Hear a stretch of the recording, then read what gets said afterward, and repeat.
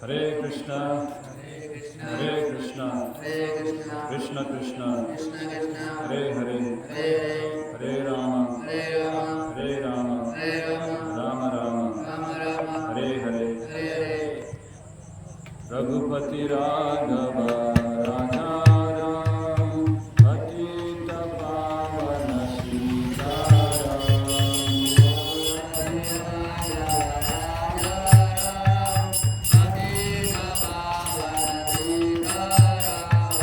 Raghupati Raghava, Raja Ram,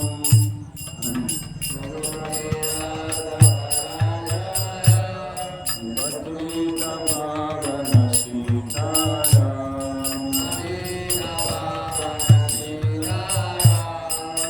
Sitaram Jaya Sitaram, Sitaram Jaya Sitaram,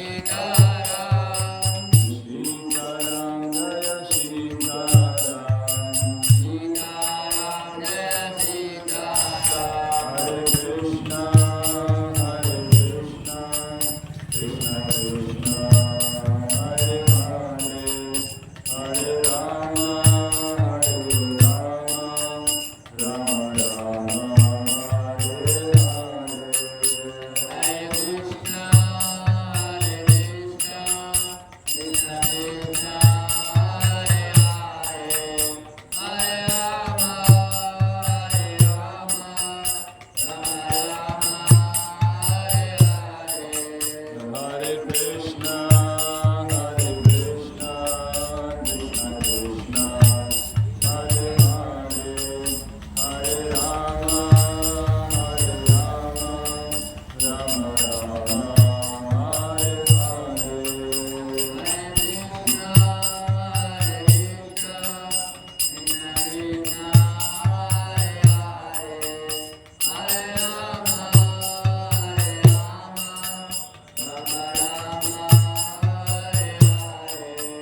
Hare Krishna, Hare Krishna, Krishna Krishna, Hare Hare, Hare Rama, Hare Rama, Rama Rama, Hare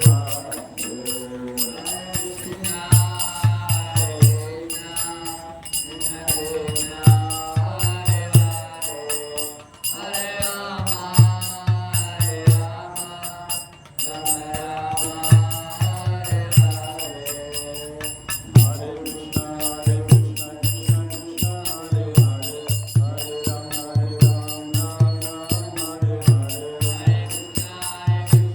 Krishna Krishna, Hare Hare, Hare Rama, Hare Rama, Rama Rama, Hare Krishna Krishna Krishna Krishna, Krishna Krishna Krishna Hare, Krishna Krishna Krishna Krishna, Krishna Krishna Krishna Hare, Krishna Keshava Krishna Keshava, Krishna Keshava Hari Mam, Krishna Keshava Krishna Keshava, Krishna Keshava Hari Mam.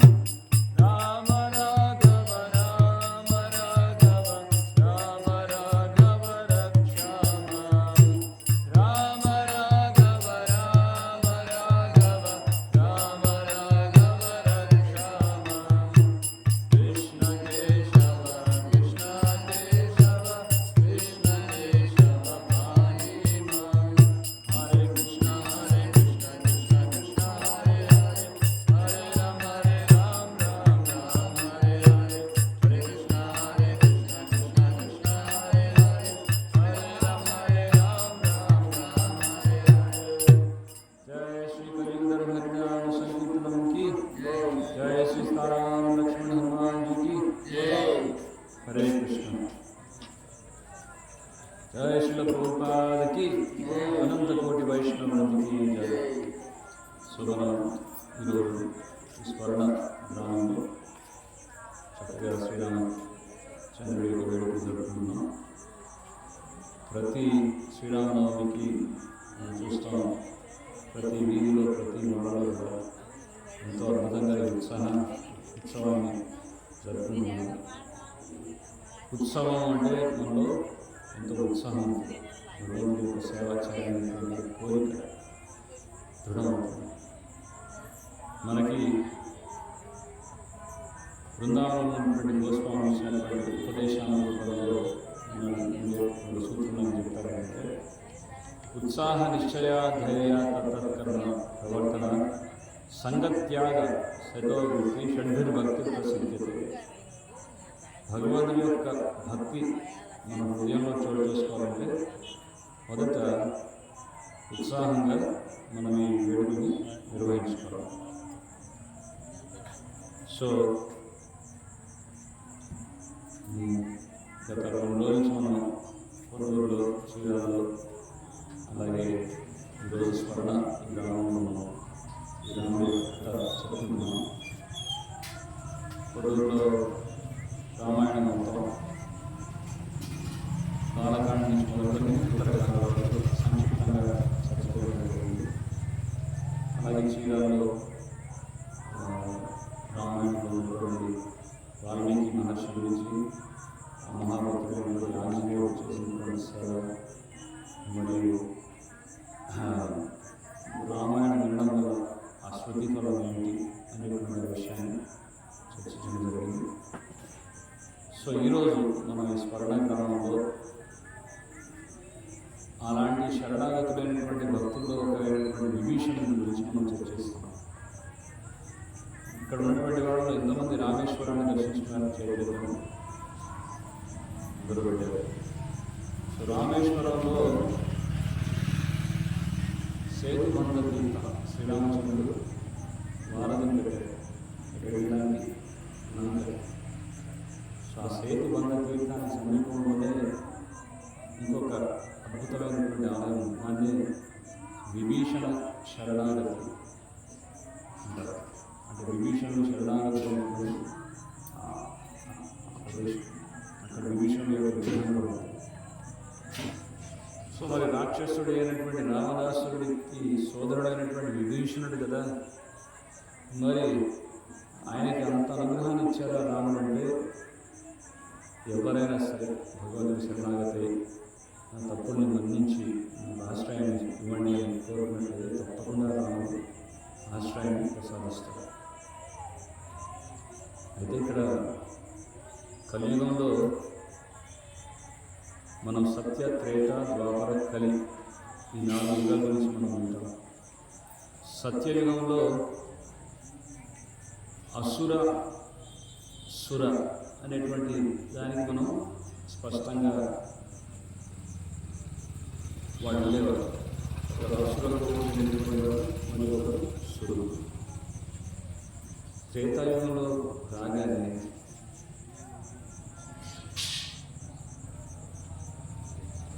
అసురాసుర అనేటువంటి వారు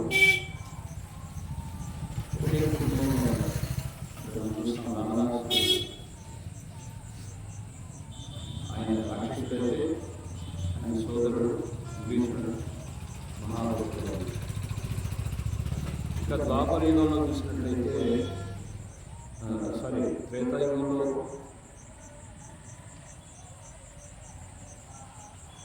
రామరాజ్యం, రావణ రాజ్యం.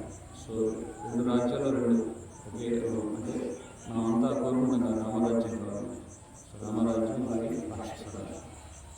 ద్వాపర యుగంలో ఒకే కుటుంబంలో పాండవులు, కౌరవులు. వాస్తవంగా చెప్పాలంటే ఇద్దరు కూడా గురువంశీయులే, కానీ ఈ పక్షపాత బుద్ధితో ఇద్దరు కూడా ముఖ్యంగా ధృతరాష్ట్రుడు ధర్మక్షేత్రే కురుక్షేత్రే సమవేతాలు మామక పాండవశ్చైవ, నా పుత్రులు పాండుతనులు అని చెప్పేసి అక్కడే పక్షపాత బుద్ధిని చూపించాడు. సో ఇద్దరు ఒకే కుటుంబీకుడు అయినప్పటికీ కూడా అక్కడ నా సంతానం అని చెప్పేసి మిగతా వాళ్ళని గురి చేసుకున్నాడు. ఇక కలియుగంలో వచ్చేసరికి ఒకే మనిషిలో ఈ అసుర లక్షణాలు, సురుడు ఉండాల్సినటువంటి లక్షణాలు ఒకే మనిషిలో ఉంటాయి. అందుకే కలియుగంలో దుష్ట సంహారం అనేది భగవంతుడు ఏ ఆయుధం కలియుగంలో పట్టినటువంటి ఆయుధం ఏంటంటే భగవంతుడి యొక్క చాలా శక్తివంతమైనటువంటి నామ సంకీర్తన. కలికాలే నామరూపే కృష్ణ అవతారం. కలియుగంలో భగవంతుడు సాక్షాత్తు నామరూపంలో అవతరిస్తారు. భగవంతుడి యొక్క నామానికి ఎటువంటి భేదం ఉండదు. భగవంతుడిలో ఎన్ని శక్తులు ఉన్నాయో ఆ సమస్త శక్తులన్నీ కూడా భగవంతుడి యొక్క నామం ఉంటాయి. సో అటువంటి ఆ నామాన్ని కనుక ఆశ్రయించినట్లయితే మనలో ఉన్నటువంటి ఆసురిక లక్షణాలను నశింపజేసుకోవచ్చు. ఆ విధంగా మనలో ఉన్నటువంటి ఆ దైవ లక్షణాలు అంటే భక్తుడు ఉండాల్సినటువంటి లక్షణాలను పెంపొందించుకోవచ్చు. అందుకోసమే మనకి ఈ సత్సంగ కార్యక్రమం అనేది చాలా అవసరం. ఈ సత్సంగం ఎందుకంటే సత్సంగంలో ఉన్నది మనకి శాశ్వతమైనటువంటి సాంగత్యం, భగవంతుడి యొక్క సాంగత్యం పొందడానికి కావాల్సినటువంటి శ్రవణ కీర్తనాలు జరుగుతాయి. అందుకే కలియుగ ధర్మం ఏంటంటే హరినామ సంకీర్తనం ద్వారా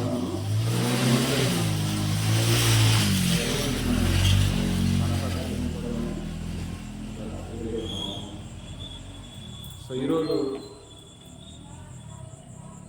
మనం విభీషణుడి గురించి మనం చర్చిస్తాం. భగవంతుడు ప్రతి ఒక్క జీవి కూడా స్వతంత్రమని ఇచ్చారు. మనం అనుకోవచ్చు భగవంతుడు, కొంతమంది అంటారు మీరు మందిరానికి ఎందుకు రావట్లేదని చెప్పి ప్రశ్నించినప్పుడు వాడు ఒకటే సమాధానం చెప్తారు. భగవంతుడు ఎప్పుడైతే రప్పిస్తాడో అప్పుడు తప్పకుండా మందిరానికి వస్తానని చెప్పి సమాధానం చెప్తారు. సో భగవంతుడు రప్పించడం అంటే ఆయన భగవంతుడు కోరుకుంటున్నాడు.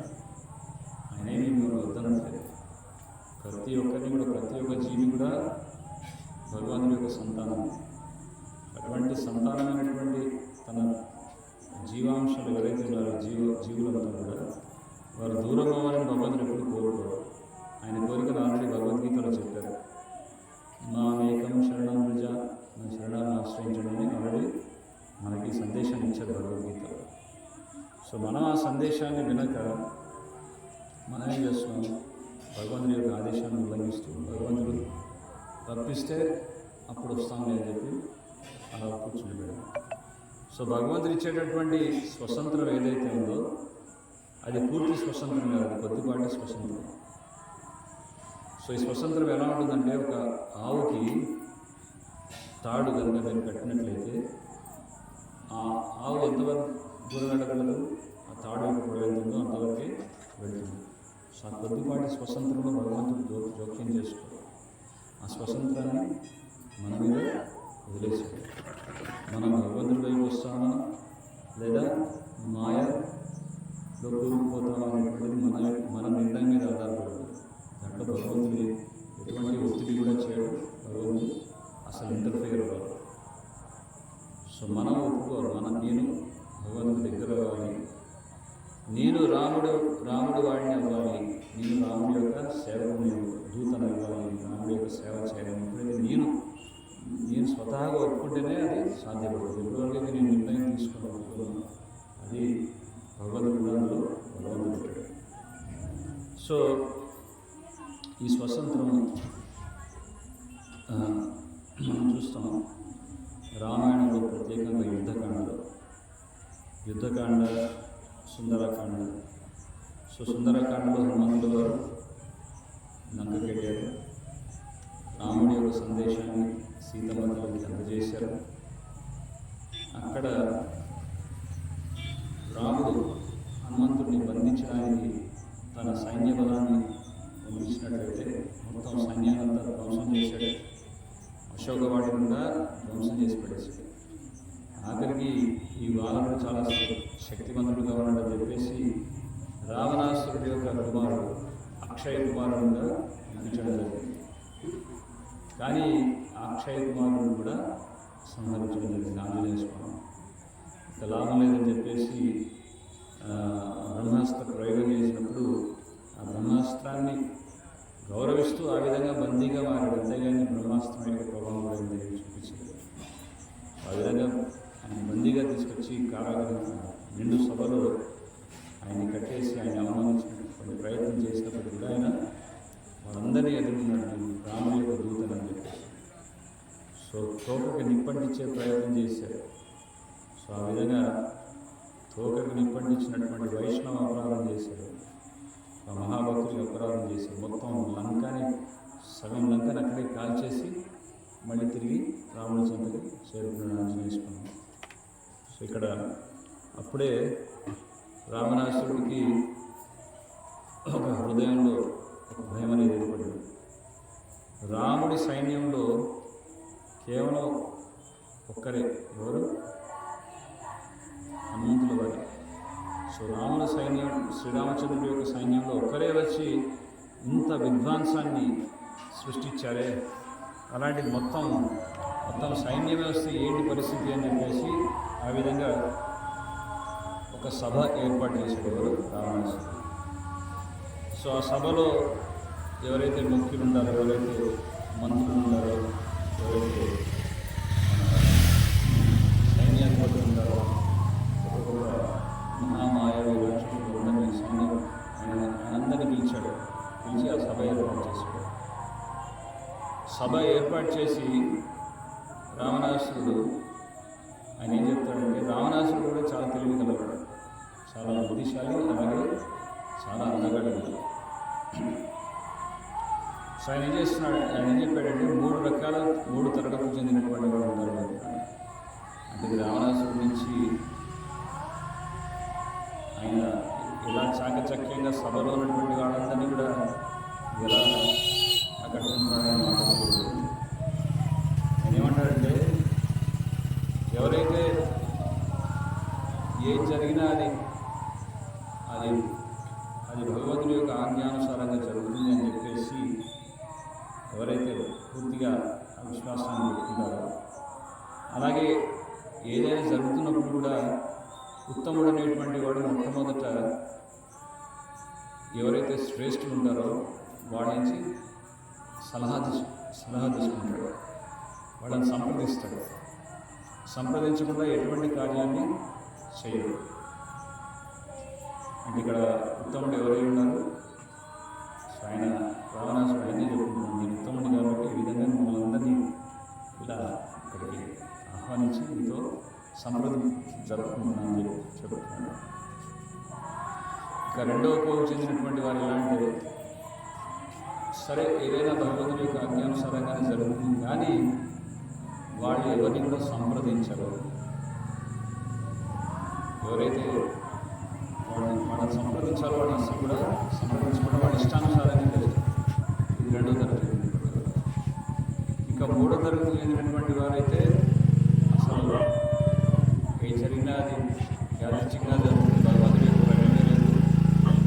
అసలు ఉన్నటువంటి కొంతమంది భగవంతుడి మీద విశ్వాసం వాళ్ళు ఏమంటారు, ఏదైనా సరే అంత అకస్మాత్తుగా జరిగిపోతుంది.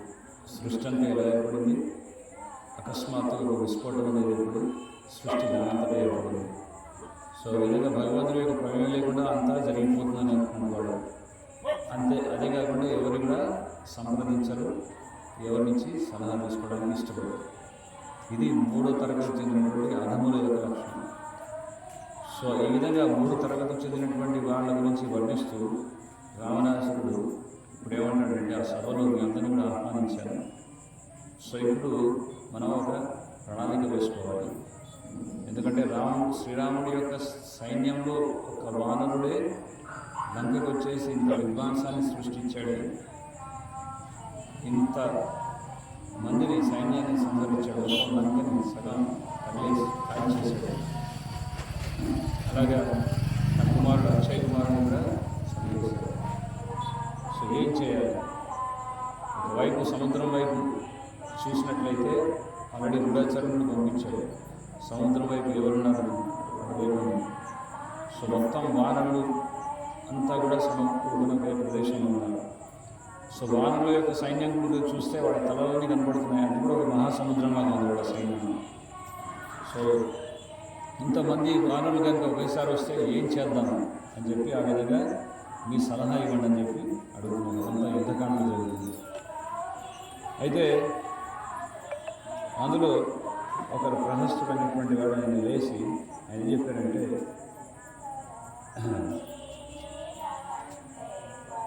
మనుషులు, ఈ మానవుడు, ఈ మరకట్టునుడు ఏం చేస్తారే మన రాక్షస బలం ముందు వీటి బలం ఎంత, సునాయాసంగా వీళ్ళందరినీ ఓడించవచ్చు అని చెప్పి చాలా గర్వంగా మాట్లాడడం జరుగుతుంది. ఎందుకంటే ఇవన్నీ లక్షణాలు ఎలా ఉంటాయి భగవద్గీతలో చెప్తారు. దంభో దర్భో మానస్య, రాక్షసులకు ఉన్నటువంటి లక్షణాలు ఏంటంటే దంభో దర్భ, అభిమానం. సో వాడేంటంటే అభిమానంతో బాగా అహంకారంతో విరవేగుతుంది, మనం ఎవరేమీ చేయలేదు అని చెప్పేసి. సో అదేవిధంగా మాట్లాడుతున్నాడు, ఈ మనిషి ఏం చేస్తాడు, ఈ వానరులు ఏం చేస్తారులే, మన శక్తి ముందు వాడ శక్తి ఎంత అని చెప్పి ఆ విధంగా మాట్లాడడం జరుగుతుంది. అందులో ఇంకొకతను లేచేసి ఈ వానరులందరినీ కూడా వీళ్ళందరినీ కూడా నేను చంపివేస్తాను, మీరు ఎటువంటి చింత పెట్టుకోండి, నేను ఒక్కడిని చాలు వీళ్ళందరినీ అని చెప్పి ఆ విధంగా డాంబికలు పడుతుంది. అందులో ఇంకో బాగా తెలివిగా వజ్రదంష్ట ఆయన ఏమంటున్నాడంటే, నేను ఒక వానరుడిగా వేషధారణ చేసుకొని వెళ్ళి రాముడి సైన్యంలో రహస్యంగా అక్కడ ఉంటూ నేనేం చెప్తానంటే, భరతుడు మీ మీద కుట్ర చెందుతున్నాడని చెప్పేసి ఆ విధంగా వాళ్ళ మధ్య వాళ్ళే చిచ్చు పెడతాను, అప్పుడు వాళ్ళే కొట్టుకొని వాళ్ళే అర్థమైపోతారు, అప్పుడు మనకి యుద్ధం చేయాల్సినటువంటి పని కూడా లేదని చెప్పేసి ఆ విధంగా ఆయన ఒక ప్రణాళిక వేశాడు. సో ఆయనతో పాటు మళ్ళీ నికుంభ అంటే కుంభకర్ణుడి యొక్క సోదరుడు. సో కుంభకర్ణుడి యొక్క తనయుడు కుమారుడు. సో నికుంభ ఆయన ఏమంటారంటే, రాముడిని లక్ష్మణుడిని పెద్దగా వాళ్ళిద్దరు మానవులే, వాళ్ళని ఓడించడం ఎంత పని, సునాయాసంగా వాళ్ళిద్దరినీ కూడా నేనే హతమారుస్తానని చెప్పేసి దాన్ని కల్పిస్తున్నాను. తర్వాత ఇంద్రజిత్ మేఘనాథుడు, ఎవరు రావణాసురుడి యొక్క కుమారుడు. సో ఆయన అంటాడు, ఆల్రెడీ ఇంద్రుడినే ఓడించాను, నాకు నా గురించి తెలియదా, ఆ దేవేంద్రుడిని ఓడించాను, వీళ్ళ ఒక లెక్క, ఈ మనుషుల ఒక లెక్క, ఈ వారంలో ఒక లెక్క, చిన్నించాల్సిన అవసరం నేను మొత్తం ఇది చూసుకుంటానని చెప్పి ఆ విధంగా ధార్మికలు జరుగుతున్నాను. సో వీళ్ళందరూ ఇలా మాట్లాడుతుంటే అక్కడ ఉన్నటువంటి విభీషణుడు ఏ విధంగా ప్రభావితం ఆయన ఏం చెప్తున్నాడు అనేది చాలా ముఖ్యం. ఎందుకంటే ఒక భక్తుడికి ఉండాల్సినటువంటి ఆలోచన విధానం ఏ విధంగా ఉండాలి, ఒక భక్తుడు ఏ విధంగా ఆలోచిస్తాడు అనేది విభీషణుడు నుంచి మనం తెలుసుకోవచ్చు. సో ఇక్కడ విభీషణుడు లేచారు, అందరూ మాట్లాడుతున్నాయి, అందరూ పలకాల్సినటువంటి ధార్మికలన్నీ కూడా పలికేశారు. సో విభీషణుడు లేచి ఆయన ఏమంటారంటే, సోదర రావణ,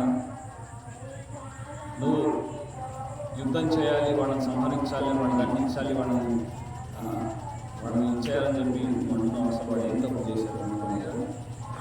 ఇక తప్పు చేసినప్పటికీ కూడా మొట్టమొదట ఏంటి మనం ప్రయోగించాల్సింది ఏంటి, సామ వేద దండోపాయం. మొదట మనం సంధి ఏర్పరచుకోవడానికి ప్రయత్నం చేయాలి.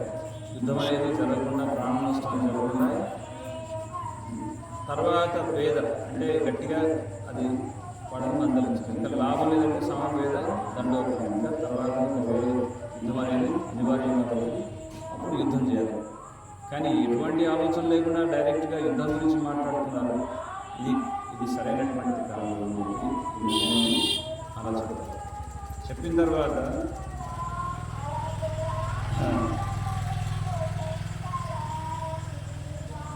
ఒక్కసారి గుర్తించండి, రాముడి యొక్క సైన్యంలో కేవలం హనుమంతుడు వానరులు మాత్రమే వచ్చారు.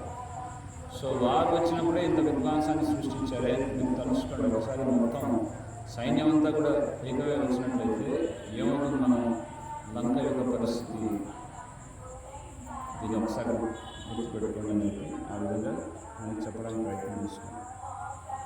సో ఆ విధంగా తర్వాత శ్రీరాముడు చెప్తూ, రాముడు ఎటువంటి పొరపాటు చేశాడు, ఎందుకు అనవసరంగా ఆయన వైరాన్ని పెంచుకున్నారు, మీరేమనుకుంటున్నారు, కరా దూషణ ఇద్దరు కూడా శూర్పణఖ. సో శూర్పణఖ కరాదూషణ వీళ్ళంతా వెళ్ళారు ఎక్కడికి, పంచవటికి. పంచవటికి వెళ్ళినప్పుడు శూర్పణఖయే స్వయంగా వెళ్ళింది రాముడి దగ్గరికి. ఆ విధంగా ఏకపత్ని వృతుడైనటువంటి రాముడిని నన్ను వివాహం చేసుకుని బలవంతుడు. అక్కడ రాముడు పొరపాటు ఉందా? రాముడు పొరపాటు ఏం లేదు. ఒకే బాణం, ఒకే మాట, ఒకే పత్ని.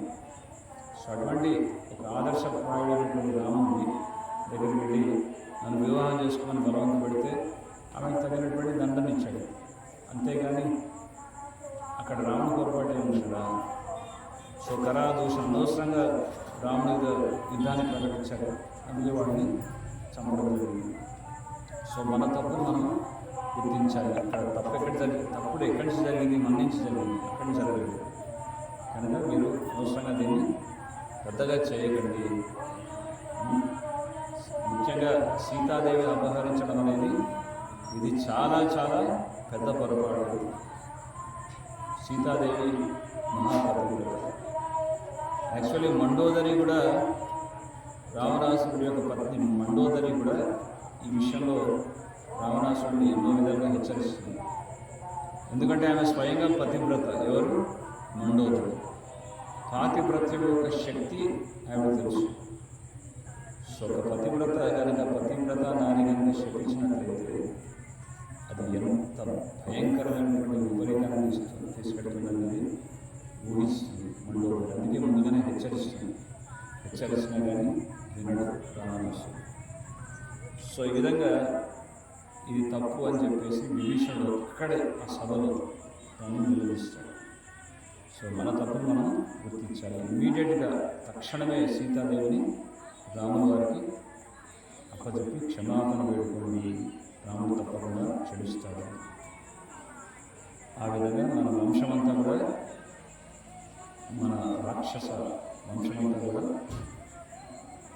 మనం కాపాడుకుంటూ అని చెప్పేసి ఇలా నచ్చజెప్పుకుంటాడు.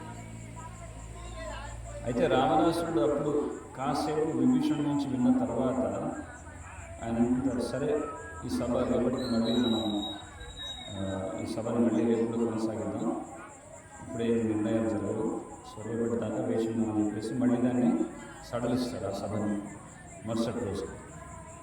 సో మరుసటి రోజు ఉదయాన్నే సభలో అందరూ ప్రవేశించక ముందే రావణాసురుడు దగ్గరికి వెళ్ళి విభీషణుడు ఏమంటాడంటే, ఓ సోదరా రావణ, నీవు రావణుడిని కీర్తిస్తున్నావు. ఎందుకంటే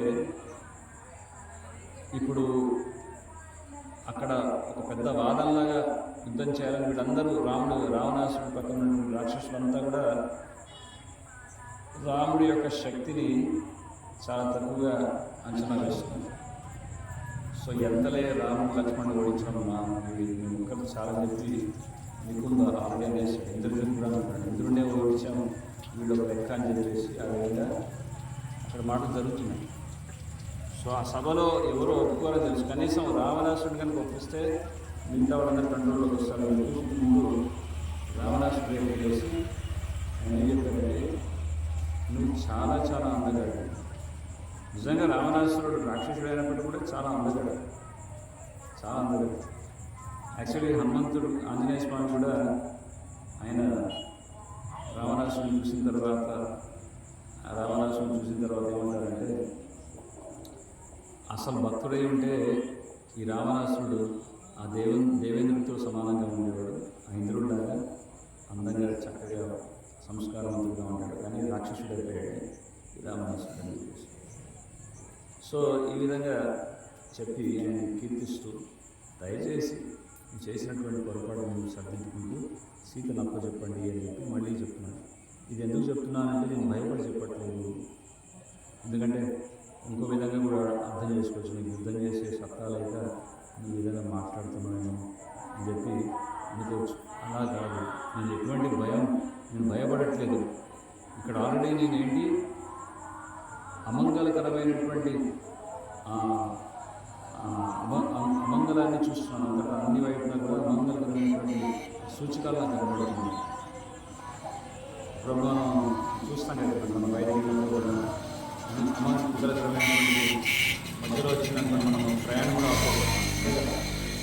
సో ఇవన్నీ అమంగళాలు కనబడుతున్నాయి. సో ఏంటంటే అక్కడ అమంగళం కనబడుతుంది. యజ్ఞాలు చేయాలనుకున్నప్పుడు యజ్ఞం అనేది ప్రారంభించినప్పుడు అక్కడ అగ్ని కాకుండా మొత్తం పొగతో నిండిపోతుంది. అలాగే మన రాజ్యంలో మనం ఆవుల్ని చూసుకుంటాం, కానీ ఆవులు పాలు ఇవ్వట్లేదు. సో ఆవు పాలు ఇవ్వట్లేదంటే అది కూడా అమంగళమే.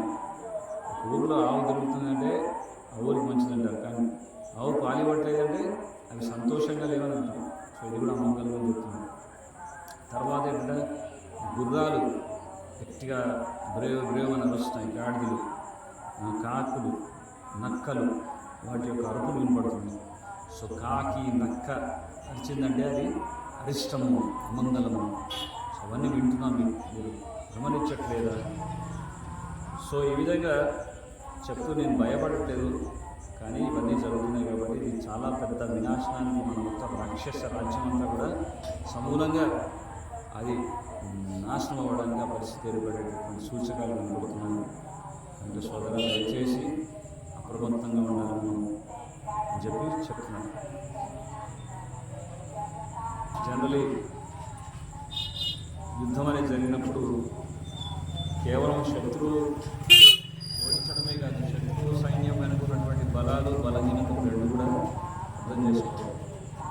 ఇక్కడ రావణాసుడు కేవలం బలం మాత్రమే పెట్టుకుంటున్నాడు తన మనసులో. నాకెంత బలం ఉంది, నేనెంత బలవంతుడిని, నాకెంత, నా ముందు వీళ్ళెంత.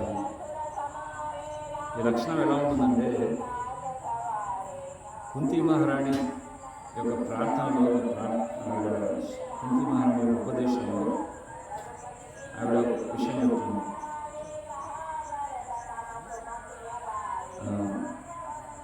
ఏంటిది? జన్మైశ్వర్య శృత శ్రీభిర్ ఏదమానం మన కుమారం. జన్మ ఐశ్వర్య శృత శ్రీభిర్ ఏదమానం మన కుమారం.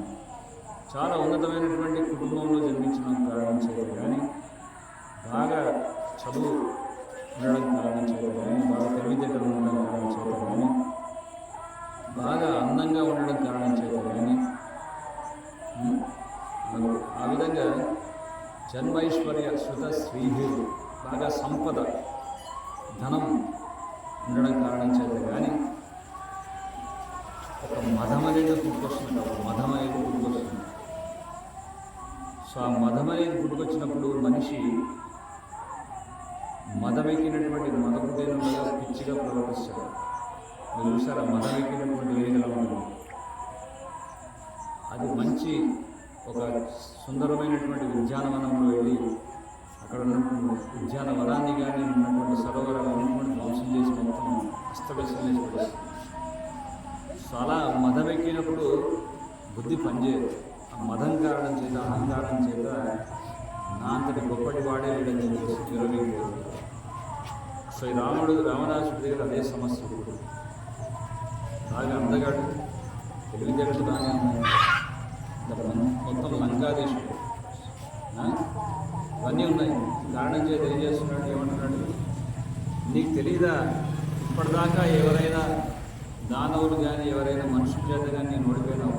ఈవెన్ దేవతల చేత కూడా నేను ఓడిపోయినా. దేవతలు సైతం నా చేతులు చిత్తుగా ఓడిపోయారు కదా, ఈ విషయాన్ని తెలియదు. ఎందుకు నాకు చెప్తున్నావు ఇవన్నీ నాకు అని చెప్పి ఆ విధంగా మళ్ళీ తను సంపాదించుకోవడం మొదలుపెట్టాడు. ఆ విధంగా చెప్తూ నేను సీతని ఇవ్వలేను, రావణ దగ్గర పంపించాను. సో ఇదంతా కూడా రావణాసురుడు కామానికి ప్రతీకంగా చెప్పవచ్చు. ఒక్కొక్క అసురుడు ఒక్కొక్క లక్షణాలతో ఉంటాడు. సో రావణాసురుడు ఎవరంటే కామానికి ప్రతీక. సో ఈ విధంగా మన వంశం గురించి చింతించాల్సినటువంటి అవసరం లేదు. నేను సీతను మాత్రం అప్పచెప్పేది లేదు. నేను తప్పకుండా యుద్ధం చేస్తాను, యుద్ధం అనేది అనివార్యమే కాదు అని చెప్పేసి గర్వంగా మాట్లాడుతాను. సో యుద్ధం అనేది జరుగుతుంది. నువ్వు నాకు ఇవన్నీ చెప్పడం కాదు, నా తమ్ముడి నా సోదరుడు. సో యుద్ధానికి కావాల్సినటువంటి ప్రణాళిక ఏ విధంగా వేసుకోవాలో దాని గురించి మాట్లాడి ఇవన్నీ మాట్లాడకండి చెప్పండి. ఎవరు ఇంకా విసిగెత్తిపోయాడు ఎవరు? భీషణుడు. సో ఇక కుంభకర్ణుడు కూడా ఉన్నాడు సభలో. కుంభకర్ణుడు, విభీషణుడు, రావణాసుడు ముగ్గురు కలిసి తపస్సు చేశారు. బ్రహ్మదేవుడి నుంచి వరదానం పొందినారు. సో కుంభకర్ణుడు కూడా ఉన్నాడు. కుంభకర్ణుడు కూడా ఆయన ఏమంటాడంటే, సోదర, నువ్వు సభను ఏర్పాటు చేసే బాగానే ఉంది. అక్కడ ఉన్నటువంటి ఉత్తములందరినీ పిలిచి వాళ్ళ నుంచి సలహా తీసుకోవాలని కనుక సలహా తీసుకుందామని చెప్పి సభను ఏర్పాటు చేశావు. కానీ ఎటువంటి సలహా నువ్వు తీసుకోకుండా సభలో అందరినీ కూర్చోబెట్టి నువ్వే సలహాలు ఇస్తున్నావు. నీ డిసిషనే ఫైనల్ అంటున్నావు, యుద్ధం అనేది అనివార్యం అంటున్నావు. ఇది ఎక్కడ సభ? నా నిర్ణయం కూడా చెప్తాను విను అని చెప్పారు. ఎవరు? కుంభకర్ణుడు. ఆయన ఏం చెప్పాడంటే, రాముడు సాక్షాత్తు భగవంతుడు. సీతమ్మని అపహరించడం అనేది చాలా పెద్ద పొరపాటు జరిగింది. మనం చాలా చేసినటువంటి పెద్ద తప్పు. సో వెంటనే సీతమ్మని రాముడికి అప్పచెప్పేశారు. సో యుద్ధం జరిగిందంటే మాత్రం తప్పకుండా మనం చిత్తుగా మన రాక్షస రాజ్యం అంతా కూడా సమూలంగా సర్వనాశనం అయిపోతుంది అని చెప్పి హెచ్చరించాడు. ఎవరు? కుంభకర్ణుడు. కానీ అన్నయ్య విధేయుడు ఎవరు? సోదరుడు. ఆ కారణం చేత తన సోదరుడు ఇంకా ఒప్పించగా ఆమెకి తానే ఒక హ్యూమన్ బాంబులాగా తయారయ్యాడు. హ్యూమన్ బాంబు అంటే తెలుస్తాను. తను తానే కుంభకర్ణుడిని తెలిసాను. మెగా సైజులో ఉంటాడు. ఆఖరికి వానరందరిని సంహరించిన చనిపోతూ కూడా తన కాయాన్ని, భీకరమైనటువంటి కాయాన్ని పెంచి మరి వాళ్ళని పడుతూ ఆడవాళ్ళు ప్రాణం త్యాగం చేశారు. ఎవరి కోసం? రావణాసురుడు కోసం. సో సోదరుడు రావణాసురుడు కోసం ప్రాణం త్యాగం చేశాడు విభీషణుడు. కానీ సోదరు ప్రేమతో, కానీ ఒక విధంగా చూసినట్లయితే అధర్మం వైపు యుద్ధం చేశాడు. సో ఇక్కడి నుంచి కూడా మనం నేర్చుకోవాల్సినటువంటి పాఠం ఎంతో, మన వాళ్ళు మమత్వం, నా వాళ్ళు అనేటువంటి భావనతో వాళ్ళు ఎన్ని తప్పులు చేసినా సమర్థిస్తూ వాళ్ళని క్రమశిక్షణలో పెట్టేటటువంటి ప్రయత్నం చేయకుండా మనం వాళ్ళు ఆడిందే ఆట పాడిందే పాట అన్నట్టు మనం వాళ్ళతో పాటు ఉన్నాం అనుకోండి, అప్పుడు మనం కూడా ఆ తప్పులో భాగస్వామ్యం అవుతాం. సో తప్పు చేయడంలో వీడు తప్పు చేస్తున్నారు అంటే నేనేం చేయట్లేదు, కేవలం వాడు పక్కన ఉన్నా అంటే చాలా అంతమాట చాలు. వాడు తప్పు చేసేవాడు పక్కన ఉంటే చాలు, అందులో మనం కూడా భాగస్వామ్యం అవుతాం. జస్ట్ లైక్ ఫర్ ఎగ్జాంపుల్, కొంతమంది అంటారు మాంసం అనేది తినకూడదు, మనిషి అనేటువంటి వాడిని మాంసభక్షణ పనికిరాదు. అయ్యా నేను మాంసమే, నేను జంతువుని చంపలేదు, నేను చీమ కూడా హాని చేయలేదు. ఎవరో చంపారు, ఎవరో మార్కెట్కి తీసుకొచ్చారు, ఎవరో మార్కెట్ నుంచి కొని తీసుకొచ్చారు, మా ఇంట్లో వండారు, నా ప్లేట్లో పెట్టారు కాబట్టి నేను తిన్నాను. కానీ నేను మాత్రం ఎటువంటి తప్పు చేయలేదంటే అది కరెక్ట్ కాదు. మార్కెట్లో చంపినవాడు, మార్కెట్ నుంచి కొనుగోలు చేసినటువంటి వాడు, ఇంటికి తీసుకొచ్చిన వండినవాడు, అది ప్లేట్లో పెట్టుకుని తిన్నవాడు, అందరికీ సమానమైనటువంటి పాపానికి భాగస్వామ్యం అవుతారు. సో ఈ విధంగా కుంభకర్ణుడు మంచి చెప్పడానికి ప్రయత్నం చేస్తున్నాడు. ఎవరికి?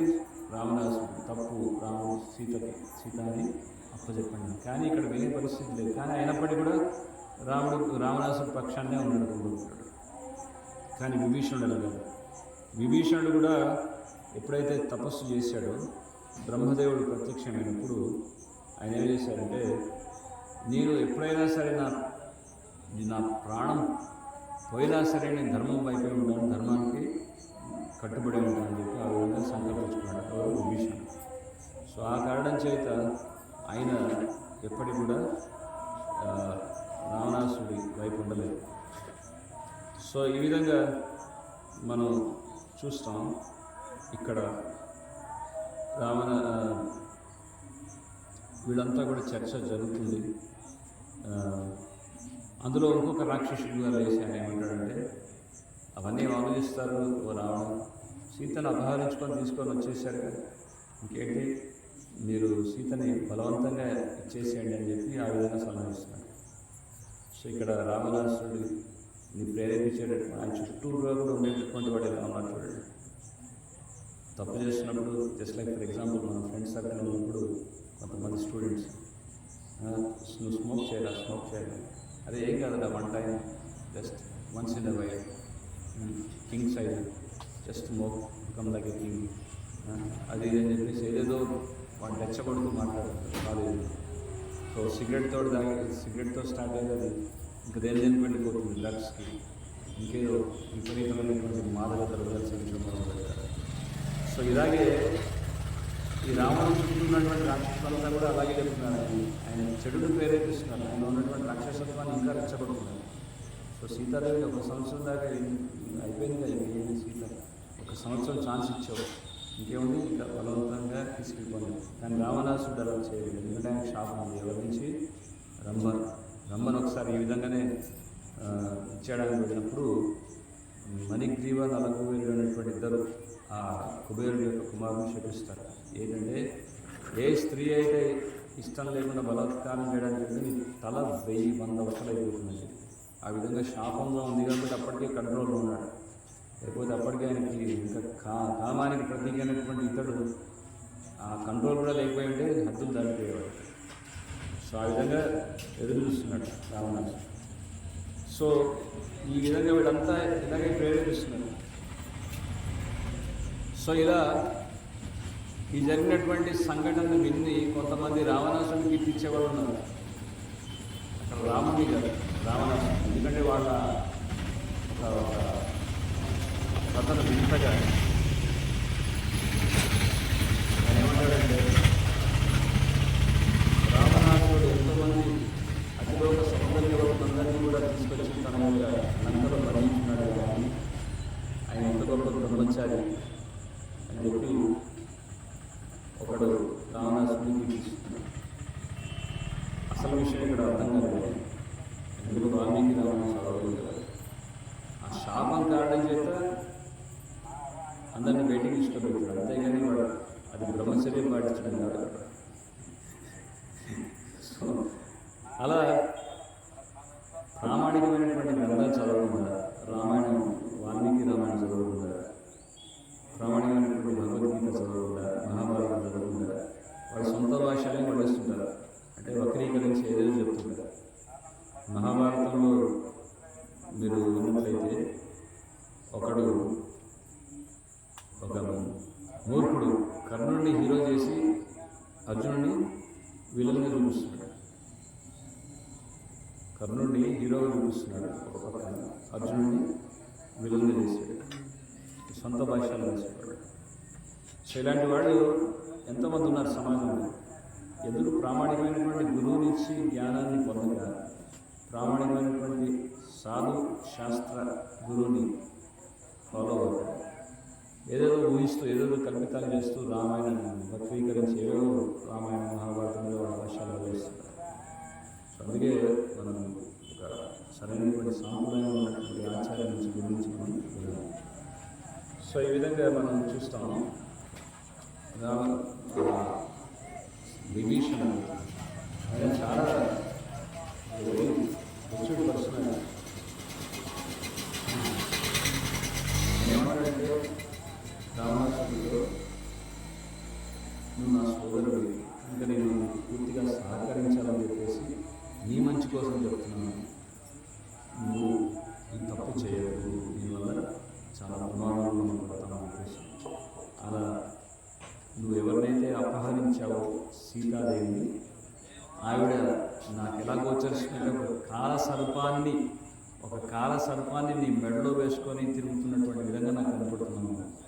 ఆ కాల సర్పం అనేది ఎప్పుడైనా నిన్ను కాటి వేసి నిన్ను చంపేస్తుంది, జాగ్రత్త, తస్మాత్ జాగ్రత్త అని అన్ని విధాలుగా చెప్పినా కానీ ఈయనకి బోధపడుతుంది ఎవరికి, రావణాసుడికి. సో అప్పుడు రావణాసుడు నా సోదరుడిగా నువ్వు నాకు సహకరించకుండా నా మాటలు ఉల్లంఘిస్తాను అని చెప్పి విభీషణుని బాగా తిడతాను. చాలా కఠోరమైనటువంటి శబ్దాలు ప్రయోగిస్తాడు విభీషణుడు. సో అప్పుడు విభీషణుడు అంటాడు, రాముడి యొక్క శక్తిని చాలా తక్కువ అంచనా వేస్తున్నాం. ఒకసారి వాలి చేతిలో ఓడిపోతాడు, అటువంటి వాలిని కూడా ఒకే బాణంతో చంపాడు. ఒకే బాణం, ఇందాక ఒకే బాణం, ఒకే మాట, ఒకే పదం. సో ఒకే బాణం, ఆయన శక్తి అంతా ఒక్క బాణం విడవగానే బలిష్టమైనటువంటి 7 వృక్షాలని ఛేదించుకుంటూ వెళ్ళిపోయింది ఆ ధనస్సు.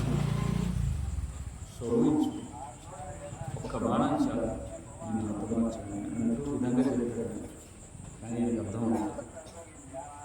అప్పటికే ఇంద్రజిత్ మళ్ళీ జోక్యం చేసుకొని నువ్వు పిరికివాడిలాగా మాట్లాడుతున్నావు. సో ఇంద్రజిత్ అన్నమాట, ఎవరిని? విభీషణుని. సో పిరికివాడిలాగా మాట్లాడుతున్నావు, ఇదంతా ఆపేసి నువ్వు మిత్రుడు గారు, శత్రుడుగా మా శత్రువుగా మా ఇంట్లో చేరావు అని చెప్పేసి గట్టిగా ఆయన కూడా కఠోరంగా మాట్లాడుతున్నారు. సో ఇవన్నీ జరుగుతుంటే ఇక మూర్ఖుడికి మంచి ఉపదేశం ఇస్తే ఏమవుతుంది తెలుసా? ఒక మూర్ఖుడిని తీసుకొచ్చి ఆయన కూర్చోబెట్టి మంచి ఉపదేశాలు చెప్పడానికి ట్రై చేసాము. ఏమవుతుంది తెలుసా? వాళ్ళ క్రోధాన్ని పెంచినటువంటి వాళ్ళని, అంతేగాని ప్రయోజనం లేదు. సో ఆ విధంగా మూర్ఖుల సభ నుంచి ఇక బయటపడాలని చెప్పి అక్కడి నుంచి బయలుదేరేవారు విభీషణుడు. సో ఆయన ఆకాశ మార్గం నుంచి బయలుదేరకుండా ఎంతో పాటు నలుగురు ఎవరైతే మంత్రులు ఉన్నారో విభీషణుడు విధేయతగా ఉన్నటువంటి వాడు కూడా విభీషణుడితో పాటు బయలుదేరారు. సో ఆఖరిలో వెళ్ళేటప్పుడు కూడా విభీషణుడు ఏం చెప్తాడంటే, ఓ సోదరా, నీ మంచి కోసం చెప్తున్నాను, శ్రీరాముడు శరణాగతిలో శ్రీరాముడు ఎంతో కరుణను క్షమించేస్తాడు, దయచేసి ఆయన ఆశ్రయించు అంటే పరిస్థితి అలా కనబడుతుంది. సో ఈ విధంగా విభీషణుడు ఎప్పుడు కూడా ఆయన సంబంధించి వరదానాన్ని కూడా పొందాడు. ఏంటంటే నేను ఇప్పటికీ ధర్మానికి కట్టుబడి ఉంటాను పూర్తిగా అని చెప్పేసి ఆ విధంగా నిర్ణయించుకున్నాడు.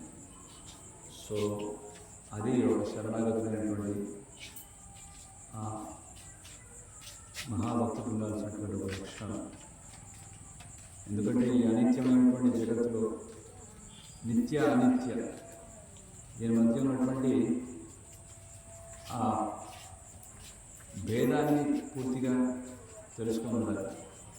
ఈ జగత్తు మనం ఆధ్యాత్మికంగా ప్రగతి సాధించాలంటే, ఆధ్యాత్మిక జీవితంలో మనం ఉన్నతి సాధించాలంటే ఏది నిత్యమో ఏది అనిత్యమో అనేటువంటి దాని మీద మనకి స్పష్టత రావాలి. ఈ జగత్తంతా నిత్యమా చెప్పండి? ఇది శాశ్వతంగా ఉంటుందా? ఎంతమంది చేతులతో శాశ్వతంగా ఉంటుందని చేయగలుగుతుంది? అందరికీ తెలుసు, అందరికీ జ్ఞానం ఉంది. సో ఈ అనిత్యమైనటువంటి జగత్తులో మనం ఉంటున్నాం. కొద్దిపాటి జీవితం ఎందుకు అనర్థాలను మోసపోయేది చెప్పండి? అనర్థాలను మనం ఏదైనా చేసుకోవడం చెప్పండి? సో అనవసరమైనటువంటి అనర్థాలను మనం ఆల్రెడీ ఎన్నెన్నో జన్మలు చేసుకున్నటువంటి కర్మభారం మనం ఆల్రెడీ మోస్తూనే ఉన్నాం. మరి ఆ మోస్తున్నటువంటి కర్మభారాన్ని తగ్గించుకోవాలి, కానీ ఇంకా లేని అనర్థాలు ముందు తల మీద వేసుకోవడం చెప్పండి? సో అందుకే అనిత్యమైనటువంటి జగత్తులో ఉంటూ మనం శాశ్వతంగా ఉండిపోవడానికి భ్రమణం. సో ఇక్కడ ఇదొక లక్షణం. శరణాగతులైనటువంటి వాడికి నిత్య అనిత్యమైనటువంటి దాని మీద పూర్తి అవగాహన. రెండోది, ఈ సంసారాన్ని భోగించాలి. మనం భగవద్గీత చదివినట్లయితే భగవంతుడు పరమ భోక్త, భోక్తారాం యజ్ఞతపసాం సర్వలోక మహేశ్వరం. ఆ విషయాన్ని మనం గ్రహించాలి. మనం ఏం చేస్తున్నాం? ఈ సంసారం వచ్చి మనం భగవంతుడితో పోటీ పడుతూ మనం కూడా భోక్త అవ్వాలనేటువంటి ప్రయత్నం. సో ఇక్కడ మన సంసారంలో భోగించాలనేటువంటి ప్రయత్నం, స్వర్గలోకానికి పొంది స్వర్గ సుఖాన్ని పొందాలనేటువంటి ప్రయత్నం. కానీ భగవంతుడు శరణాగతి అవ్వాలనేటువంటి ప్రయత్నం మాత్రం చేయట్లేదు. సో అనిత్యమైనటువంటి లోకంలో మనం ఎంత భోక్తగా ఉన్నప్పటికీ కూడా ఇది అనిత్యమైనది కాబట్టి మళ్ళీ మనం ఈ జన్మ మృత్యు జన వ్యాధుల యొక్క వలయంలో చిక్కుకోవాల్సిందే. సో అది మనం గ్రహించాలనేటువంటి విషయం. సో ఈ స్వర్గ సౌఖ్యం పొందడం ఇవన్నీ కాకుండా మనం శాశ్వతంగా నిత్యధామమైనటువంటి వైకుంఠానికి, గోలోకాన్ని వెళ్ళడానికి దాన్ని మన జీవితాన్ని ప్రణాళికగా ఏర్పరచుకోవాలి. తర్వాత ఎవరైతే ఈ ముముక్షువులు ఉంటారు, వాళ్ళు ఎప్పుడు ఈ కోరిక కలిగి ఉండాలి, భగవంతుడి ఈ భౌతిక జగత్తు అనేది ఇది ఇక్కడ మనం ఉండవలసినటువంటి ప్రదేశం లేదని. కనుక వాళ్ళ మనసుని ఇంద్రియాలను కూడా నిగ్రహించుకోవాలి. మీకు తెలుసు ఆంజనేయ స్వామి ఎంత రాముడు పరమభక్తుడు ఉండాల్సినటువంటి లక్షణాలు తెలుసు. మనోజవం మానతత్వవివేకం జితేంద్రియం జిత ఇంద్రియ అంటే ఇంద్రియాన్ని చాలా అదుపులో పెట్టినటువంటి వాడు. కొంతమంది అనుకోవచ్చు వానరుగా ఉన్నటువంటి ఇంత గాడు ఇంత ఇంద్రియాన్ని నిగ్రహంలో పెట్టుకున్నాడంటే జనరల్గా మీరు చూస్తారా కోతి అనేది ఇక్కడ వానర లక్షణాలు ఉన్నటువంటి వాడు. సో ఏంటి, ఒక చెట్టు నుంచి ఇంకో చెట్టుకు దూకుతూనే ఉంది. మరి ఆంజనేయుడు ఆ విధంగా రాముడిని ఆశ్రయించినటువంటి పరమభక్తుడు. ఆయన జితేంద్రియం బుద్ధిమతాం వరిష్టం, చాలా బుద్ధిశాలి, చాలా తెలివిగలవాడు. సో అలాగే తన ఇంద్రియాలన్నింటినీ కూడా అదుపులో పెట్టుకొని ఆ ఇంద్రియాలన్నింటినీ పరిపూర్ణంగా భగవంతుడి సేవలో వాడుకుంటున్నాడు. కనుక ఇదే విషయాన్ని మనం గ్రహించాలి. మనం ఉన్నటువంటి మనం నిజంగా మన బుద్ధిని సరిగ్గా వాడుకుంటున్నామంటే మన ఇంద్రియాలను పరిపూర్ణంగా భగవంతుడి సేవలో మనం వినియోగించాలి. ఆహర్నిశలు భగవంతుడి ఈ చెవులు ఉన్నాయి, ఈ చెవులతో రాముడి యొక్క కథామృతాన్ని వినాలి. నిన్న చర్చిస్తున్నాం మన క్లాస్లో. ఈ మహారామాయణటువంటి కథామృతాన్ని విన్నట్లయితే శతకోటి, అందులో రామాయణంలో ఉన్నటువంటి శతకోటి పదాల్లో ఏకాక్షరం ఒక్క అక్షరమైనా సరే మనం అర్థం చేసుకున్నట్లయితే, రామాయణం ఒక పదమైనా సరే మనం అర్థం చేసుకున్నట్లయితే మహాపాతక నాశనం, ఎన్నెన్నో జన్మలు చేసినటువంటి పాపాలను కూడా నశించుకోవాలి. అంత శక్తి ఉంది ఈ గ్రంథాలు. సాధారణమైనటువంటి గ్రంథాలు రామాయణ, వాల్మీకి రామాయణం, మహాభారతం, భగవద్గీత ఇవి మన ఇంట్లో ఉండాల్సినటువంటి సంపద. మన ఇంట్లో టీవీ ఉందా, ఏసీ ఉందా, కూలర్ ఉందా, ఫ్రిడ్జ్ ఉందా, ఇవన్నీ సంపదలు కాదు. ఇవన్నీ తరిగిపోయి నిత్యమైనటువంటి. సో నిజమైనటువంటి సంపద, ఆధ్యాత్మిక సంపద, ఎప్పటికీ తరగనటువంటి సంపద ఏంటంటే ఆధ్యాత్మిక సంపద. అది మన దగ్గర ఉంది. అటువంటి అమూల్యమైనటువంటి ఇవి మన దగ్గర ఉన్నాయి. సో ఈ విధంగా చెవులతో భగవంతుని యొక్క కథామృతాన్ని వినాలి, రామాయణం వినాలి. ఈ మధ్యకాలంలో చూస్తాం, ప్రతి చోట పందిరేస్తున్నారు. బాగుంది, రాముడు సీత కళ్యాణం జరిపిస్తున్నారు. బడపప్పు పానలు పంచడానికి ఎంతో ఉత్సాహం చూపిస్తున్నారు. వీధుల వెంట వెళుతున్నటువంటి వాడని కూడా నేను కూడా మన ఆటోలో వెళ్తున్నప్పుడు బైక్ నాలుగు మరి స్వామి పాలన క్లాస్లో ప్రారంభం వస్తున్నారు. బాగుంది, ఉత్సాహం బాగుంది. సో ఆ ఉత్సాహం రాముడిని గురించి వినాలి, రాముడిని తెలుసుకోవాలన్నటువంటి దాని మీద కూడా ఉండాలి ఆ ఉత్సాహం. పాలన పంచమని కదా. సో రాము ముఖ్యంగా మనం ఈ శ్రీరామనవమి చేయాల్సిందే. భగవద్ గురించి ఎంత వింటే అంత దగ్గర వాళ్ళనేటువంటి కోరిక మన మనసులో ఉత్పన్నం అవుతుంది. రాముడి మీద ప్రేమ పెరుగుతుంది. వినకపోతే ఎక్కడ పెరుగుతుందండి ప్రేమ? అసలు అది సాధ్యపడదు. సో వినాలి బాగా. అందుకే శ్రవణానికి ప్రాధాన్యత ఇచ్చారు. భక్తిలో మొట్టమొదటి అంగం ఏంటంటే శ్రవణం, వినాలి గమనించున్నాను. సో ఆ విధంగా మనం చూస్తాం. ఇవన్నీ కూడా విభీషణలో ఉన్నటువంటి లక్షణాలు.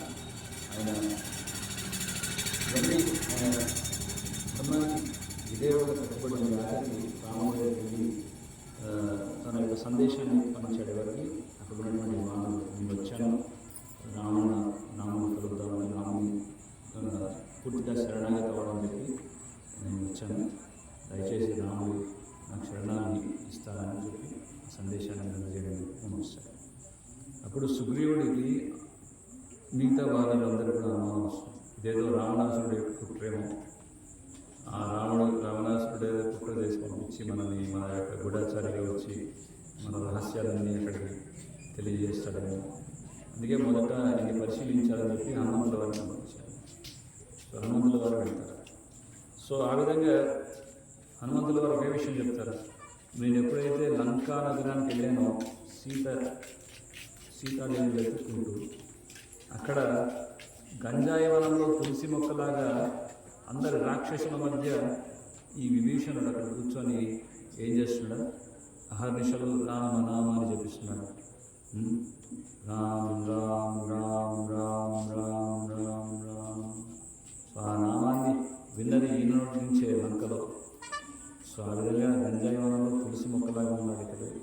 భక్తుడు, ఇతను మాత్రం మనం తప్పకుండా రాముడిని కల్పించాలని చెప్పారు. మిగతా వాళ్ళందరికీ కూడా దాంట్లో డౌట్ వస్తుంది. అసలు మొట్టమొదట వెళ్ళి రాముడిని అడిగితే సరిపోతుంది గాయపడని, ఇటువంటి రాక్షసుడు కనుక వచ్చాడు కనుక ఇది ఆశ్రయం ఇస్తారా లేదని చెప్పి రాముడిని కనుక్కుందామని చెప్పి అందరూ బయలుదేరారు. అందరూ వెళ్ళి రాముడిని అడిగారు. మరి రాక్షసుడైనటువంటి రావణాసురుడి యొక్క సోదరుడు వచ్చాడు. అతడికి ఆశ్రయాన్ని కలిగిస్తారు మీరు అంటే రాముడు ఒకటే మాట్లాడు, ఎంత పాపాత్ముడైనా సరే, ఎంత హీనాతిహీనమైనటువంటి పనులు చేసినటువంటి వాడైనా సరే, ఎంత దుర్మార్గుడైనా సరే, అతడు కనుక రామ నేను ఎంతో పాపాత్ముడు తండ్రి, నా జీవితంలో ఎంతో పాపాలు చేశాను, నేను ఎంతో పాపాత్ముడు, దయచేసి నాకు మీ ఆశ్రయాన్ని కలిగించండి తండ్రి అని కనుక భగవంతుని యొక్క పాదాలను పడినట్లయితే ఎంతో కరుణాసాగరుడైనటువంటి శ్రీరామచంద్రుడు వెంటనే ఆ భక్తుడిని అనుగ్రహిస్తూ తనకి వెంటనే ఆశ్రయం ఇస్తాడు ఆ రాముడు అని. ఆ విధంగా రాముడు తప్పకుండా ఇస్తానని ఒప్పుకున్నాడు. సో ఎవరైనా సరే, ఏ బ్యాక్గ్రౌండ్లో ఉన్నా సరే, బ్యాక్గ్రౌండ్ అతడు మానవుడైనా సరే, మరకటమైనా సరే, వానరుడైనా సరే, మానవుడైనా దానవుడైనా మరకటమైన, మానవుడి మనిషి, దానవుడి రాక్షసుడు, మరకటమండి కోతి, ఎటువంటి కోపు చెందినటువంటి వారైనా సరే, రామ నీ వాడిని నీ పూర్తిగా శరణంగా కోరుతున్న పాపాన్ని దయచేసి మన్నించి మనం ప్రార్థించేటప్పుడు ఇదే మనం ఈ విధంగానే ప్రార్థించాలి. భగవంతుని ప్రార్థించేటప్పుడు విధానం వెళ్ళి కోరికలు, నాకు ఈ కోరిక ఉంది స్వామి, నీకు 100 టెంకాయలు కొడతాను, నాకు ఏదైనా లాభం ఇస్తావా, నా కోరికలు తీరుస్తావా, ఇది కదా మనం ప్రార్థించాల్సిన విధానం. ఏంటంటే దైన్యభావంతో ప్రార్థించాలి. దైన్యభావం అంటే దీనత్వం. నేను చాలా హీనాతిహీనమైనటువంటి వాడిని, ఏదో మానవ దేహవ్యక్తికి మనం మరిచి స్వతంత్రంగా విరవేగుతున్నాను ఈ భౌతిక ప్రపంచం, దయచేసి నేను క్షమించి ఈ పాదాల దగ్గర ఆశ్రయించండి తండ్రి, ఆశ్రయాన్ని కలిగించండి తండ్రి. నేను ఆ విధంగా భగవంతుని వేడుకోవాలి. అది ప్రార్థనలో ఉన్నటువంటి అంగం. సో ఆ విధంగా ఆ భావంతో సమీపించారు. సో విభీషణుడు అదేవిధంగా ఆయన అంత శరణాగతులైనటువంటి భక్తులు ఆయన అదేవిధంగా ఆశ్రయిస్తున్నాడు. ఆయన అంటున్నాడు, నేను ఎంతో ఈ తప్పు చేశాను, ఈ శరణాగతి ఎప్పుడూ చేయాల్సింది కానీ కనీసం ఎప్పుడైనా వస్తున్నాను లేదా స్వామి అని. సో ఈ శరణాగతి పొందేటటువంటి లక్షణాలలో మొదటి లక్షణం ఏంటంటే భగవంతుడి దగ్గరికి వెళ్ళేటప్పుడు నాకు విభీషణుడు ఏం చేశాడు, మొట్టమొదట మానవుడు కలిశాడు, అటువంటి రాముడి యొక్క భక్తులు కలిశాడు. డైరెక్ట్గా రాముడి దగ్గరికి వెళ్ళిపోయాడు, వెళ్ళలేదు. ఆంజనేయ స్వామి కలిశాడు, భక్తులు కలిశాడు. తర్వాత వారందరినీ దర్శించుకుని వాడి తర్వాత వెళ్ళాడు రాముడు. సో ఇదే పరంపర విధానం. మనం డైరెక్ట్గా భగవంతుని సమీపించడం అనేది సాధ్యపడదు. భక్తుల మాధ్యంగా భగవంతుని మనం ఆశ్రయించాలి. సో భక్తుల మాధ్యంగా మనం భగవంతుని ఆశ్రయించాలి, గురువు మాధ్యంగా భగవంతుని ఆశ్రయించాలి. అందుకే గురువు అనేటువంటి వారు చాలా అవసరం. అది కూడా సద్గురువు అయి ఉండాలి. సద్గురువు అంటే ఎవరు? ప్రామాణికమైనటువంటి గురువు అంటే ఎవరు? ఒక ప్రామాణికమైనటువంటి ఒక పరంపరలో ఉన్నటువంటి వారు, ఆ పరంపర నుంచి విచ్ఛిన్నం ఉన్నటువంటి వాడు, అంటే పరంపర నుంచి వైదొలిగి ఏదో నేను నా ఇష్టం చేస్తాను అన్నటువంటి వాడు కదా, పూర్తిగా స్ట్రాంగ్గా పరంపరతో కనెక్ట్ అయినటువంటి వారు. సో ఆ విధంగా అటువంటి గురువుని ఆశ్రయించి తద్వారా మనం భగవంతుని పొందాలి. ఇది ఒక క్వాలిఫికేషన్. అలాగే రాముడు ఎటువంటి వాళ్ళకైనా ఆశ్రయాన్ని ఇస్తాడు, కానీ మనం ఆ పద్ధతిని మనం పాటించాలి. సో ఇది శరణాగతి ఉండాల్సినటువంటి లక్ష్యం. అలాగే భగవంతుడి శరణాగతి అయినప్పుడు మనకి కావాల్సినటువంటి మనకి ఏ విధంగా కాన్ఫిడెన్స్ ఉండాలి. ఎప్పుడైతే మనం భగవంతుని ఆశ్రయిస్తామో మనం ఫస్ట్ నిర్మాణమోహ జిత సంఘ దోష ఆధ్యాత్మ నిత్య వినివృత్తకాన్ని. జిత సంఘ దోష, ఏ సాంగత్యంలో అయితే దోషం ఉందో, ఏ సాంగత్యం అయితే మనకి భగవంతుడి నుంచి దూరం చేస్తుందో అది మన సొంత తోబుట్టువులైనా సరే, మన సొంత బంధుమిత్రులైనా సరే, మన సొంత కుటుంబీకులైనా సరే, ఆ సాంగత్యంలో దోషం ఉందంటే ఆ సాంగత్యాన్ని విడిచి భగవంతుడికి రావాలి. అది శరణాగతికి ఉండాల్సినటువంటి లక్షణం. ఇక్కడ జిత సంఘ దోష అంటే ఆ సంఘంలో దోషం ఉంది కాబట్టి అందుకే దాన్ని విడిచిపెట్టాడు. ఎవరు? విభీషణుడు. ఇది మనందరం నేర్చుకోవాల్సినటువంటి విషయం. సో ఆ విధంగా అటువంటి పరిపూర్ణంగా శరణాగతులైనటువంటి వారు కూడా చాలా అర్థనే చెప్తున్నారు భగవద్గీతలో. బహునాం జన్మనామంతే జ్ఞానవాన్ మాం ప్రపద్యతే వాసుదేవ సర్వమితి స మహాత్మా సుదుర్లభ. భగవంతుని పూర్తిగా శరణాగతులైనటువంటి మహాత్ములు చాలా సుదుర్లభం అని చెప్తున్నారు. సో మనం ఎప్పుడైతే మన స్వతంత్రాన్ని ఇందాక చెప్తున్నట్టు ఎప్పుడైతే దాన్ని సద్వినియోగపరుచుకుంటామో అప్పుడు మనం శరణాగతి అవ్వడానికి ఒప్పుకుంటాం. సో భగవంతుడు సర్వధర్మాన్ పరిత్యజ్ఞ మామేకం శరణం విజాన అంటే సర్వధర్మాన్ పరిత్యజ్ఞ అంటే మోసపూరితమైనటువంటి కైతవ ధర్మాన్ని విడిచిపెట్టండి. మీరు ఏదైతే రామభక్తి, రాము పట్ల ప్రేమను పెంచుకునేటటువంటి విషయాన్ని మీకు చెప్పకుండా మీరు మోసం చేసి మొదలుపెట్టినటువంటి కైతవ మనిషి సృష్టించినటువంటి ఏవైతే ఉన్నాయో వాటిని విడిచిపెట్టి రాముని దగ్గర ఉంది. సో ఆ విధంగా ఎప్పుడైతే శరణాగతి అవుతామో అవిష్య రక్షిడే కృష్ణ, భగవంతుడు నన్ను తప్పకుండా కాపాడుతాడనేటువంటి నమ్మకం ఉండదు. అయ్యో కాపాడుతాడా లేదా అని అపనమ్మకం ఉండదు. ఒకసారి విభీషణుడు తనతో పాటు నలుగురు సైన్యులు నలుగురు మంత్రులు కూడా తనతో పాటు వచ్చారని చెప్పాను కదా. ఒకసారి ఏమైందంటే మొత్తం ఉత్తరాఖండ్లో రాముడి యొక్క పట్టాభిషేకం అంతా జరిగిన తర్వాత తిరిగి మళ్ళీ లంకకి వెళ్ళాల్సినటువంటి ఆ పరిస్థితి ఏర్పడింది కదా.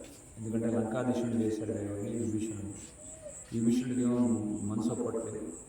ఇంకా కాస్త ఇంకా కొన్ని రోజులు ఉంటే బాగుంటుంది రాముడితో పాటు, ఇప్పుడే లంకకి వెళ్ళాలని చెప్పి ఆయన మనసు పరిగెత్తించుకోవాలి. ఆయన అంటాడు తన యొక్క నలుగురు మంత్రులతో మీరు బయలుదేరండి, ఇంకొన్ని రోజులు నుండి రాముడి యొక్క సాంగత్యాన్ని ముందు వస్తాను అని చెప్పి బయలుదేరి ఉంటాడు. సో వచ్చేటప్పుడైతే వచ్చారు, ఎలా మారది అఫ్కోర్స్ గాలి తెలుసు. కానీ ఇప్పుడు విభీషణుడు అక్కడే ఉండిపోయాడు, విమానం అక్కడే ఉండిపోయాడు. మనం వెళ్ళాలంటే సముద్రాన్ని దాటాలి. మరి సముద్రం అంటే ఈదలేదు, ఎలా వెళ్ళాలి?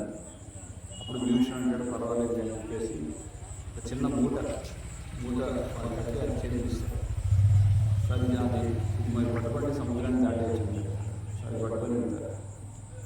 కాస్త దూరం వెళ్ళాక వాడి మనసులో ఆలోచన ఈ సముద్రంలో నడవలుతున్న ఏంటి అద్భుతమైనటువంటి ఆ శక్తి ఉంది దీంట్లో, ఆ మూటలో, దాన్ని నిప్పి చూడదామని చెప్పి ఆ మూటను విప్పుతారు.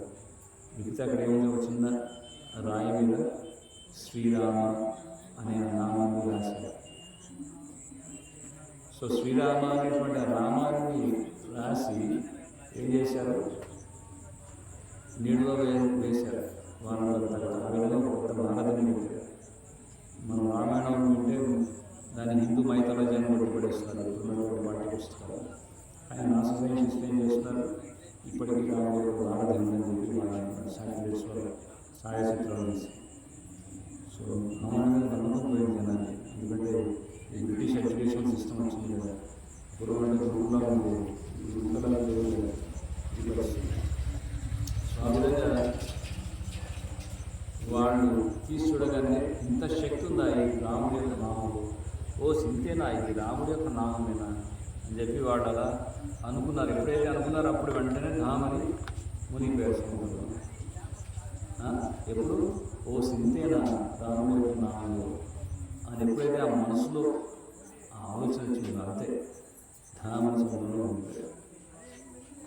సో అటువంటి పరిపూర్ణమైనటువంటి విశ్వాసం కావాలని భగవాన్ యొక్క నామం కూడా అంత పరిపూర్ణమైనటువంటి విశ్వాసం నామం.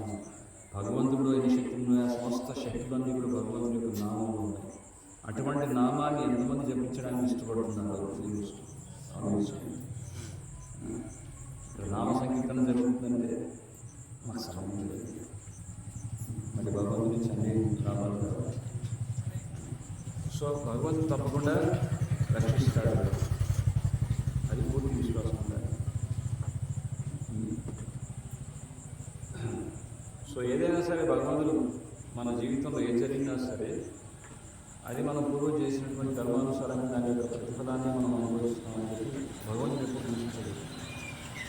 శరణాగతులైనటువంటి భక్తుడు నేను భగవంతుడు శరణాగతయ్యాన్ని మరి నాకు ఇంకా పీడలు అనుభవిస్తున్నాను, కష్టాలు అనుభవిస్తున్నాను ఆలోచన దరిదాపుల్లో రాదు.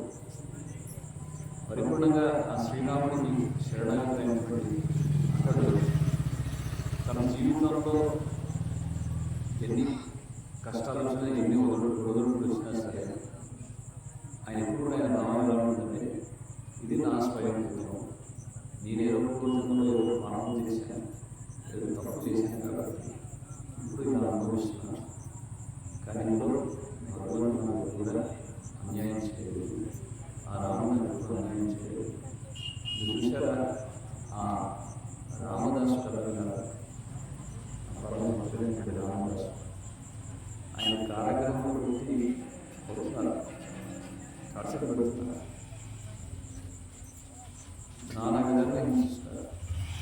కానీ పొరపాటున ఎవరైనా రామదాసుడు నేను ఇంత భక్తుడి కదా నాకు ఈ పరిస్థితి తీసుకొస్తాను అన్నాడా? ఆ కారాగ్రహంలో కూడా దిబ్బరొట్టు ఉప్పుతో రాళ్ళు వేసి దిబ్బరొట్టు పడేస్తే ఏమన్నాడు? ఓ రామ నీ నామం ఎంతో మధురం, అంటే ఎంత మధురంగా ఉంది, ఖర్జూర ఫలముల కంటే కూడా ఎంతో తీయగా ఉంది నీ నామం. నామాన్ని కీర్తిస్తున్నాడు, దూషించాడు. నాగేంటి స్వామి నన్ను జైల్లో పడేశారు, నేను భక్తుని ఉన్నాను, నాకు ఈ పరిస్థితి తీసుకొస్తానని చెప్పి భక్తుని నామం దూషించాడు. లక్షణం అది శరణాగతి లేనటువంటి భక్తులు ఉండాల్సిన. సో ఆ విధంగా విభీషణ్ ఏదైనా సరే మన జీవితంలో ఏ జరిగినా సరే అది నా యొక్క స్వయం కృతనంతే. భగవంతుడు ఎంతో కృపతో నాకు ఈ శిక్ష తగ్గింది, ఈ దండన తగ్గింది, ఇంకెంతో అనుభవించాలి. నేను భగవంతుడు ఎన్నో పాపాలు చేశాను కాబట్టి నాకు ఎంతో పీడ అనుభవించాడు, కానీ ఆ లేచి మాత్రమైనటువంటి కష్టమే నేను పొందుతున్నాను భగవంతుడు. సో ఆ విధంగా ఆ భావన. అలాగే భగవంతుడు పరమ నియామకుడు, అందరినీ నియంత్రిస్తున్నాడు, అందరినీ ప్రతి ఒక్క జీవిని కూడా భగవంతుడు నియంత్రిస్తున్నాడు. సో ఈ విషయాన్ని మనం గట్టిగా అర్థం చేసుకోవాలి. సో ఆ విధంగా కృష్ణుడు రాముడు వాడే నాకు యజమాని, వాడే నాకు స్వామి, నేను భగవంతుడి యొక్క నిత్య సేవకుని, దాసోస్మి అనేటువంటి భావన. ఇప్పుడు స్వామితో సమానమైనటువంటి ఆలోచన పెట్టుకోకూడదు, భగవంతుడితో సమానం అయిపోయారండి. ఇట్లాంటి ఇదే ఇందాక చెప్తున్నాం కదా, సమాజంలో ఇట్లాంటి చెడుపులు ఏం చేస్తారంటే భగవంతుడితో భక్తుడిని సమానం పెట్టేస్తారు. సో భక్తుడి యొక్క స్థానం భక్తుడే, భగవంతుడి స్థానం భగవంతుడి. పరమభక్తుడైనటువంటి ఆంజనేయుడు వేసి ఆంజనేయుడు కూడా రాముడితో సమానమే అంటే ఏం చేస్తాడు? శోభ ఒకటి నేను ఎప్పుడూ రాముడి యొక్క దూతనే, నా స్థానం ఏంటి? రామబంటు, రామదూత, రాముడి యొక్క సేవకుని, నేను రాముడి యొక్క సమానం కదా.